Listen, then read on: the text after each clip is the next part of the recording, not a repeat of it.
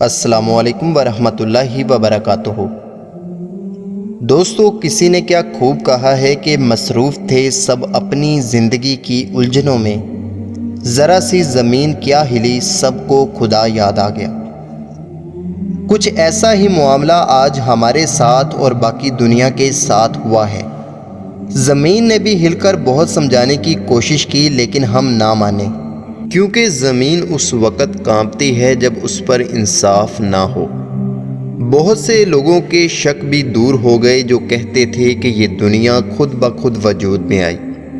آج جب وہ مالک سمجھانے پر آیا تو صرف ایک بیماری بھیجی، جس کی سب سے بڑی بات یہ ہے کہ انسانی آنکھ جو اس دنیا کے ہر کیمرے سے زیادہ پکسل رکھتی ہے، وہ اسے دیکھ بھی نہیں سکتی، اور ایک چھوٹے سے وائرس نے سب سے اشرف مخلوق کو اپنے اشاروں پر نچا دیا۔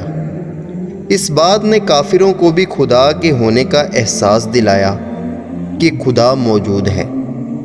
آپ کو یاد ہوگا کہ سوشل میڈیا پر ایک شامی بچے کی ویڈیو آئی تھی، اور اس نے کہا تھا کہ میں اللہ کو بتاؤں گا کہ کس طرح ہم پر ظلم کی انتہا کی گئی۔ ليش قايدون انت؟ احنا بشار الاسد قتلنا. ايوه نهبنا. اشهر احنا بدنا اليوم لأننا قاعدين هون. اشهر منا اليوم لأننا بنعبي مي بنشرب هون. اشهر احنا منا لأننا ما لنا ذنب.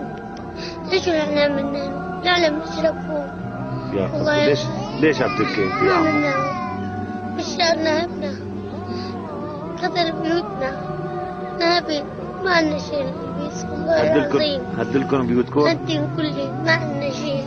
هون نشرب مي مطرتي نقعد عند الجماعة. ايه نقعد نسهر عندهم. اشو بيهون والله العظيم ولا خلانا نقعد دقيقة بالبيت. هو بشار الأسد واقف طير نسقطه بهالصرماي. الله أكبر الله أكبر والصور.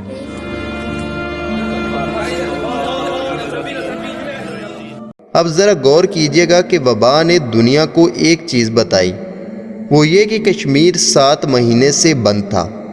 آج پوری دنیا گھروں میں بند ہے، چاہے وہ چائنیز ہوں یا مغرب والے۔ انہوں نے مسلمانوں کی عورتوں کے حجاب اتروائے، آج ان کے مرد بھی چہرہ ڈھانپ کر نکلتے ہیں۔ انہوں نے نیا قرآن بنانے کی کوشش کی کہ اس کا بنانے والا کوئی نہیں۔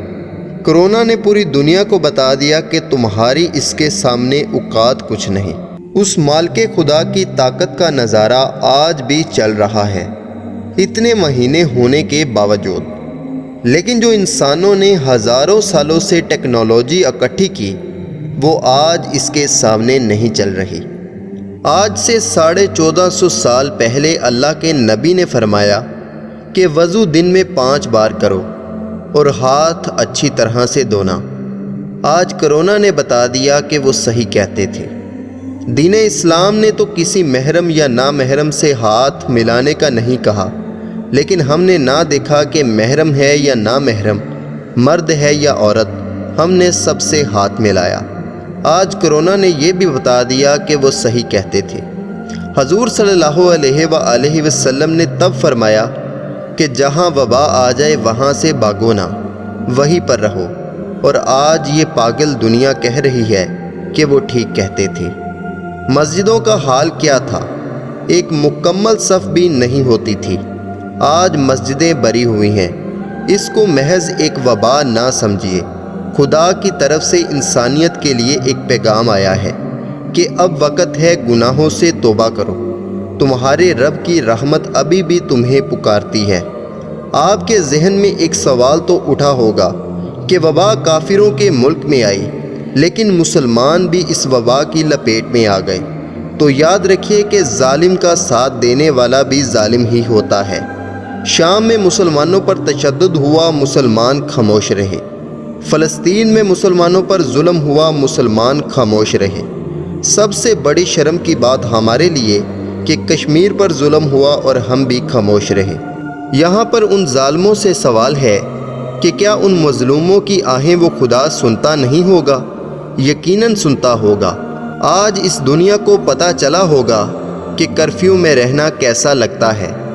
تمہارے پاس تو گھر ہے اور تم اس میں رہ رہے ہو، لیکن جن بیچارے شام کے لوگوں کا گھر چھین لیا گیا وہ بیچارے کیسے رہتے ہوں گے۔ یقیناً اس بچے کی بات اللہ پاک نے سن لی، کیونکہ کتابوں میں آتا ہے کہ اللہ اپنے حقوق تو معاف کر دیتا ہے لیکن مظلوموں اور یتیموں کے حقوق معاف نہیں کرتا۔ اس لیے یہ وبا نہیں، دنیا والوں کے لیے ایک پیغام ہے۔ اس لیے مسلمان کہتے ہیں کہ کوئی تو ہے جو نظام ہستی چلا رہا ہے اور وہی خدا ہے، وہی خدا ہے۔ امید کرتا ہوں کہ یہ چھوٹی سی کوشش آپ کو پسند آئی ہوگی۔ ویڈیو پسند آئے تو ویڈیو کو لائک کریں، چینل کو سبسکرائب کریں، اپنا اور اپنے دوستوں کا خیال رکھیں۔ اللہ حافظ، اللہ نگہبان۔